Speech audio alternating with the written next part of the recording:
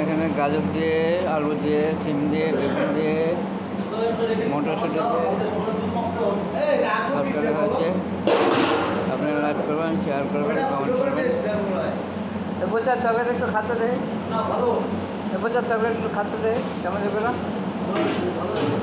হ্যাঁ না, কালকের তরকারি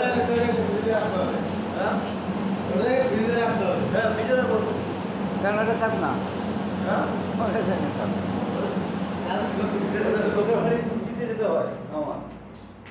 আর নিতে হবে না।